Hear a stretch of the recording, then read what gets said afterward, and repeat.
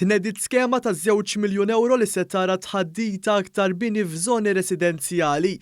Il-Ministru għall-Ambjent, it-Tibdil fil-Klima u l-Ippjanar Aaron Farrugia spjega kif l-iskema se tiffinanzja 100% tal-ispejjeż biex isiru l-faċċati ħodor, ġonna vertikali u sistemi ġodda fuq ġonna eżistenzi ta' proprjetajiet privati f'żoni residenzjali.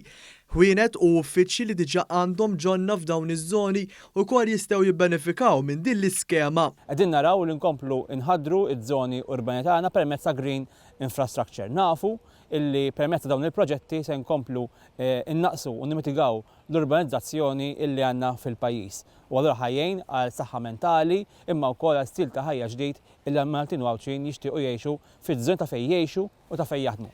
Għal din l-iskema li amministrata mill-Awtorità tal-Ippjanar hemm eliġibbli xogħlijiet inkluż spejjeż assoċjati max-xogħol ta' installazzjoni, materjal, kiri ta' tagħmir, pjan ta' 5 snin għall-immaniġġjar tal-ħajt u kwalunkwe spejjeż oħra ta' konsulenza.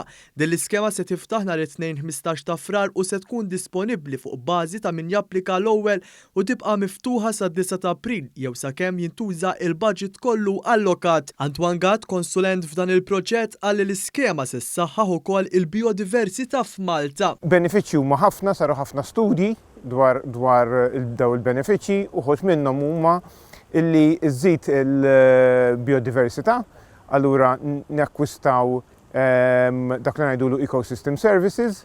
Martin Saliba, chairperson tal-Kunsill Eżekuttiv fih dan l-Awtorità tal-Ippjanar, għal fil-qalba tal-infrastruttura ħadra hemm il-prinċipju tal-koeżistenza fejn iridu nibdew nirrelataw mal-ambjent naturali minflok niżviluppaw konflitt miegħu.